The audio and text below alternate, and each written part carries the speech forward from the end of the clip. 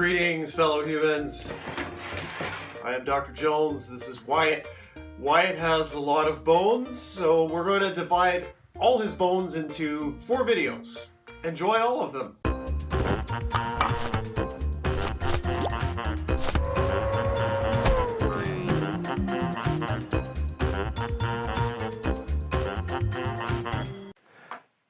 Wyatt, it's your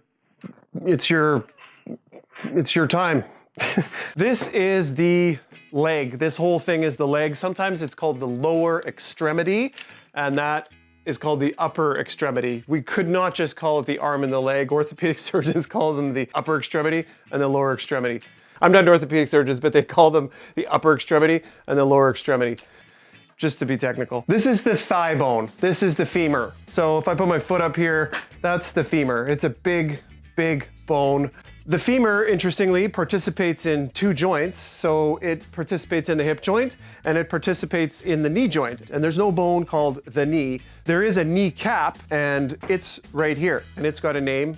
The patella is the kneecap, and if someone's going to break your kneecaps because you didn't pay your debts, they'll take maybe a wrench or some heavy object like a bat and smash you right here on the kneecap, and it will shatter and it will be painful and you'll be motivated to pay earlier the next time, I guess. All right. I have just been asked a fantastic question by Joe, who's the amazing camera guy, who said, is the kneecap connected to the thigh bone or is it just chilling? Those were his exact words. Joe, the kneecap is not attached to anything. There's a tendon. There's actually a patellar tendon that it goes from the bottom of the patella to the tibia, and there's a quadriceps tendon that actually goes from the top to the quadriceps muscle. And when the quads contract and the foot extends like this, it's through the patella, and the patella actually functions like a, it actually functions, I think like either a pulley or one of those biomechanic things, like a pulley or a fulcrum, but the force of the contraction of the quadriceps runs here, and then the patellar tendon attaches here and makes the leg straighten. Anytime you kick a soccer ball, that's what's happening. What a fantastic question. Thanks for participating, Joe. Thank you. This bone here, basically the shin bone, is called the tibia. So when you're walking along in the dark and you smash your shin bone into a coffee table right at shin height, it's the tibia that you're feeling all that pain from. Or if you're playing floor hockey and someone hits you here, it's the tibia. The slender bone off to the side is called the fibula. Just like we have a wrist, we have an ankle. They're very similar.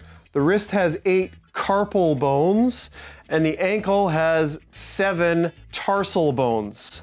And I'd like to bring your attention to this one. This is basically the heel bone. It's a big, very strong bone that when you walk, it hits the ground and then you go forward. So that's called the heel strike. And this bone has of course, very interesting spelling.